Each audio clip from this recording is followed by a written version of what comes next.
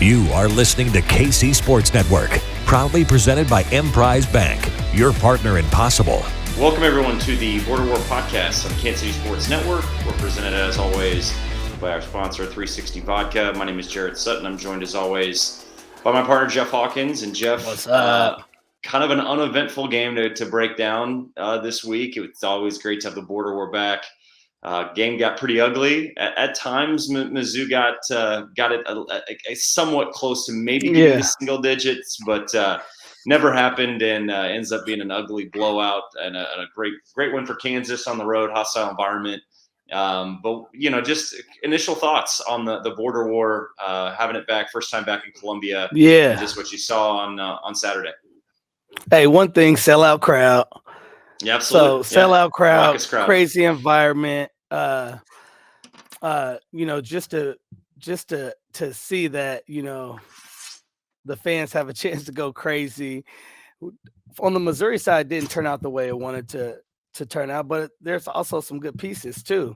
I mean, there were some times where, me sitting as a KU fan, I was like, oh shoot, they're going on a run. Like, it could get crazy because how that environment and with those fans and the help of that 6 man can do. So it was kind of cool to see that even transpire. So I think there's some good things that Missouri can still take away from the game, some things that they'll have to adjust. But overall, I think it's still a step in the right direction for this Border War. Yeah, it's always, like you said, it's great having the Border War back. It was great to see, the crowd the students in particular, an hour before tip going nuts. Mm-hmm. And that's what you want. They created an environment. In terms of Mizzou and just where they are, it's their first loss of the year. You could argue it was the first time they were really tested by the champs, right?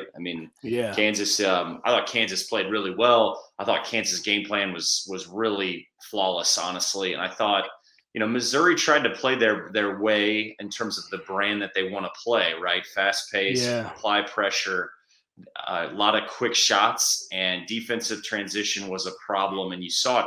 Mizzou did adjust. You knew they were going to have to at some point, but I just felt like in this game, it was very clear that Kansas really exploited a lack of athleticism and a lack of size with Mizzou.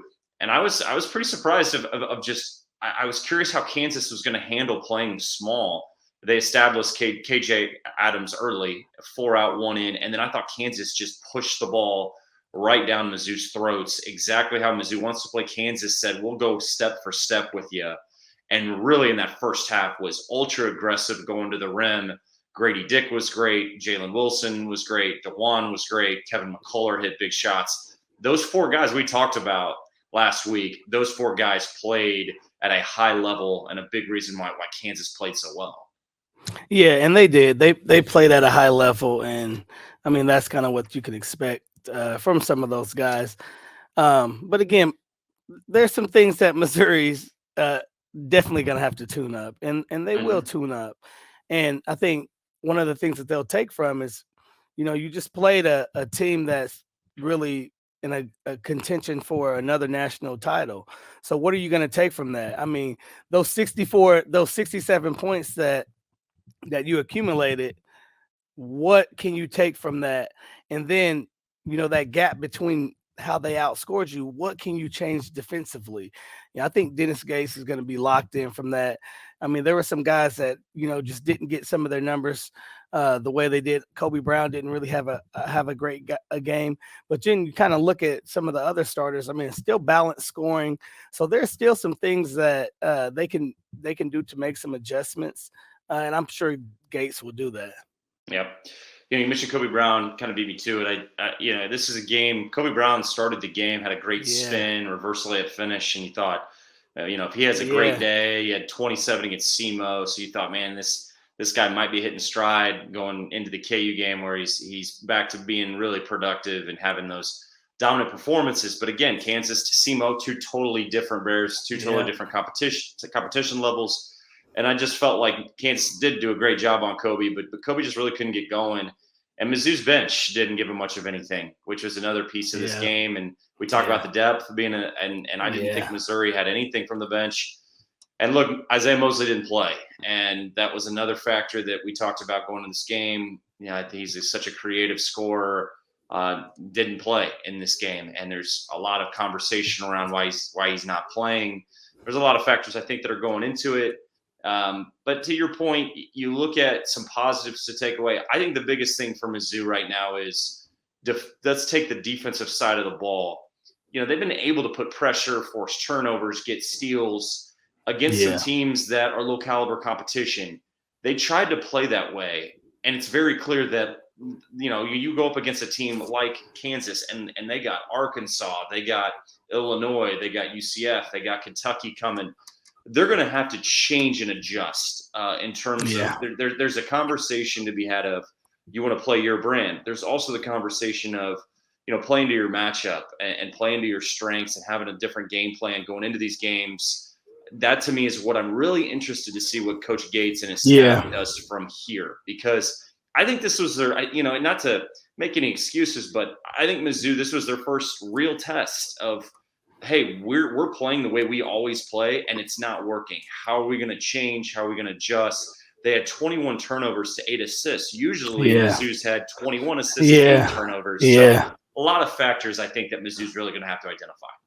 Yeah, and I mean, like you said, they just got to retool, get back to where they were, when they were 9-0. And again, you mentioned, the assists, 21 turnovers, 8 assists. Normally that is flip flop for those guys. And then you talk about even from the steals, KU had 13 to their 5 steals, and normally that's flip flop. Normally they're really getting after it on the defensive end. So there's some things that Coach Gates is going to have to make adjustments. Again, I was, trying to figure out what was up with Mosley, why Isaiah didn't get to play. I mean, I'm not sure. I'm not sure why he didn't play. I just thought for that environment, maybe could have ignited a different type of fire within the team. But again, there's some things that they're going to have to retool. But again, what they're just going to have to do is get back to what you've been doing. It's not like they really have to reinvent the wheel again. They've shown that they could play the right way for 9 games, and they just faced a quality opponent. So this isn't a time for them to put their head down and feel like their season's over.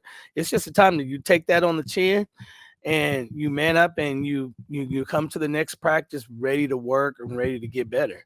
Yeah, I think you talk about kind of taking it on the chin. I mean, you give up 95, and if you're giving up that many points, you're gonna have a tough time winning games. And I think there's been a lot of conversation on they've been giving up points, but they've been scoring at a high level. And it's famous phrase, what happens when the ball's when you're not making shots? What happens when and they did shoot I think it was 30% from 3. They made some shots, but you're putting so much pressure on your offense when you give up that many buckets, and 95 and a lot of buckets too at the rim, or spot up threes. I mean, their defense, it felt like they were all over the place and they couldn't maintain the ball. And I think, going to this game, we talk about DeJuan Harris, and he's one of the best point guards in the country. And again, it's just a turnover so high, his playmaking and passing. I thought it was interesting. Mizzou really tried to pressure and put full court pressure on him.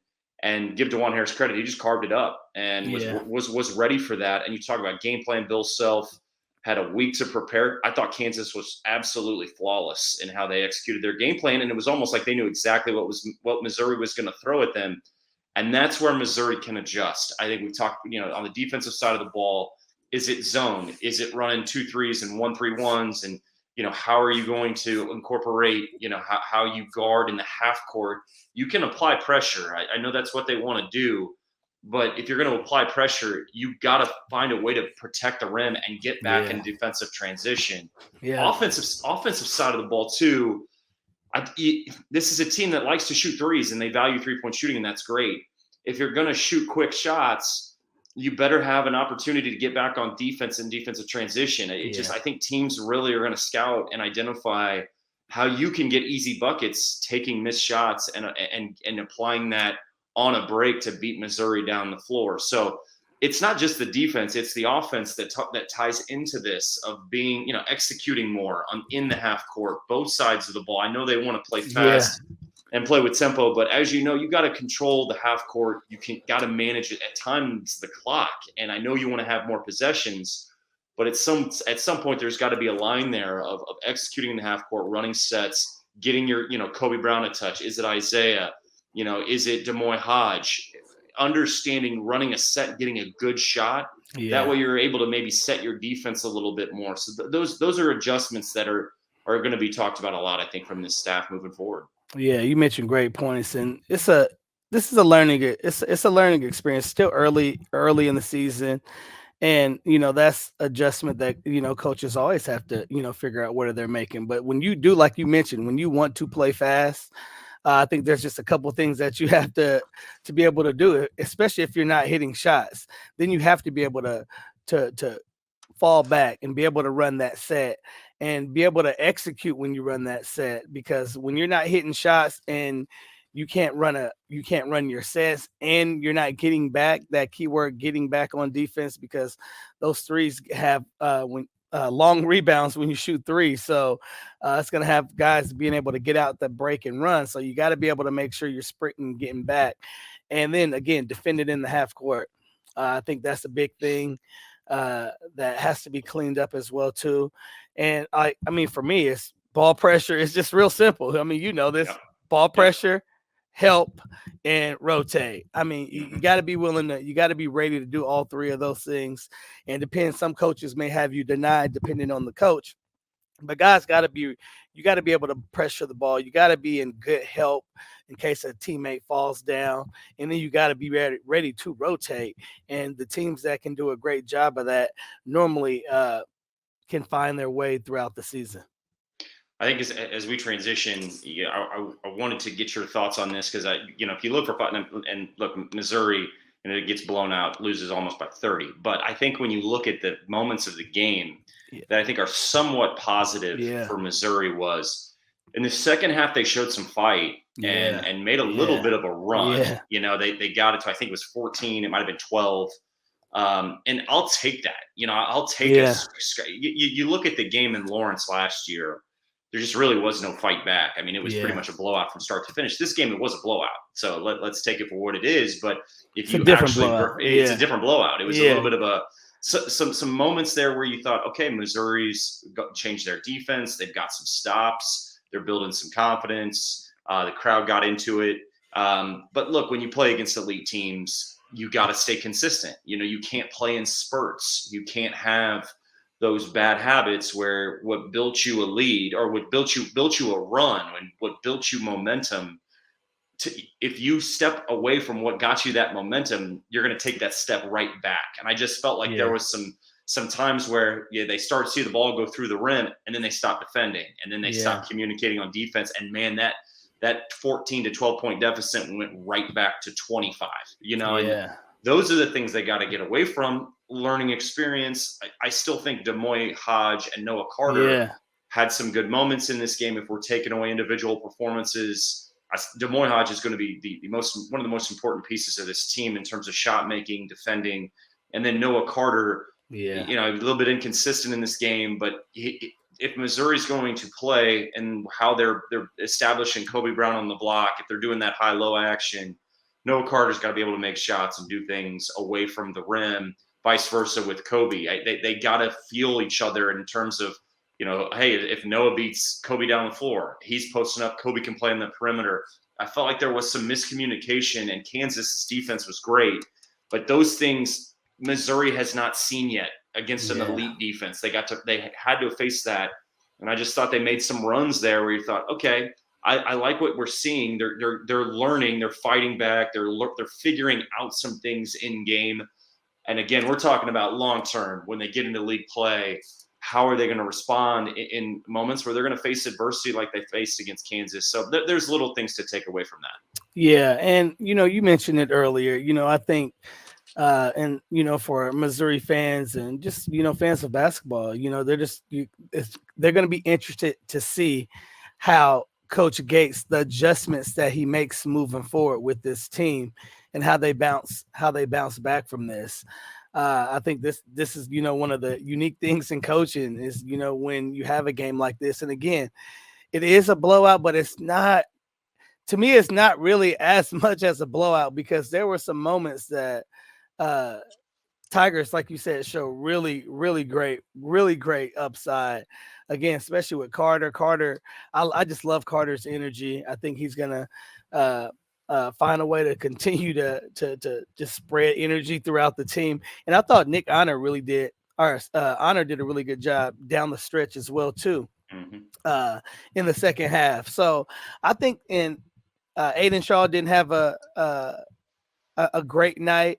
Again, it's new to him, especially once he starts getting more into conference play when it gets a little bit tougher.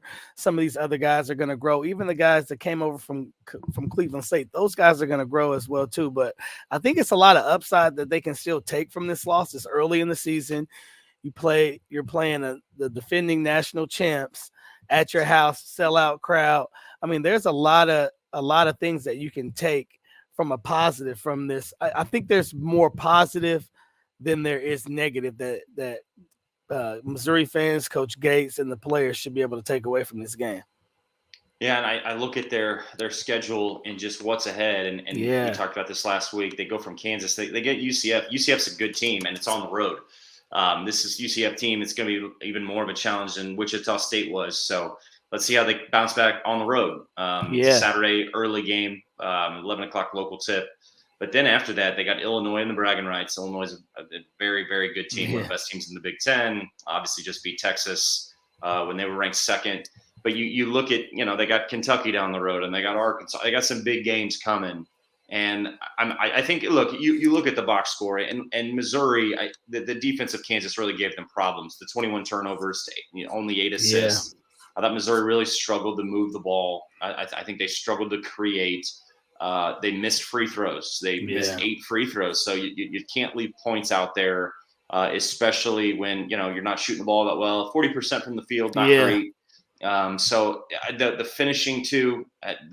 If your defense isn't, the stopping the bleeding, that's one part of the conversation on the defensive side. But offensively, their efficiency was low. The shot making wasn't great. The passing wasn't great. These are all areas that you got to clean up. And you got to. The biggest thing in coaching, Jeff, this is a moment where you're either going to grow from it or you're going to take steps backward. You can't let one game boil over. It's a big part of the coaching staff of getting these guys back on track, not letting them feel the defeat of one loss and letting it boil over. They'll have some time, obviously. They have all week to prepare, finals week in Columbia. So they have time to get this out of their system, get back on track, and start games faster. I think that's a big piece of this team is getting stops, not just giving up bucket after bucket after bucket and think you're just going to go score for score with the team. They cannot play with that mentality. They got to have that defensive mentality of we got to get stops and then focus on the offensive side of the ball. Yeah. And, you play fast when you're hitting shots. When you're not hitting shots, then you know what? Like, I mean, I tell my guys this, like, what type of team are we when we're not making shots? Like, who are we? Like, what type of team are you going to be? That team that when you're not making shots, you're pointing fingers, your head is down, you're not guarding, there's no energy on the bench? Or are you going to be that team that they're guarding, there's energy on the bench, we're just not making shots? But because we're not making shots doesn't mean we can't stop the other team from making shots. So I think if they can adapt that mindset, they're definitely going to, when they're not making shots, they're going to still be able to stay within the rims of the game, or if not even win the game. But when they're making shots, they're going to be even tougher, because when you're making shots and you're defending, it just makes you a tough team. Yep. And for Mizzou too, the rebounding numbers, they were competitive. They were right there with Kansas. I think I think Kansas was +2 on the glass. But Mizzou had 12 offensive rebounds. So there are little things that are positives, but still, the Isaiah Mosley piece I'm still circling is I'm really curious where this goes. I think it's such a huge talking point to this team because, look, he was the biggest get in the transfer portal for Mizzou, highly talented scorer, one of the best shot creators last year in college basketball, and Missouri's got to have that guy, and it's Isaiah Mosley. So we'll follow that. We'll see where that's at. Mizzou's got some big games coming up here. UCF on Saturday, and then bragging rights. So We'll talk. We'll have much more to talk about. We'll see how Missouri responds. I think a great test for Dennis Gates. As a coach, I think you would want this moment. It doesn't always go great, but it's a chance to really motivate your team, get your team ready, and see how they respond on Saturday. Yep. So we'll have more to talk about next week, Jeff. Always appreciate your insight as always, buddy. We'll talk to you soon. You bet. See ya.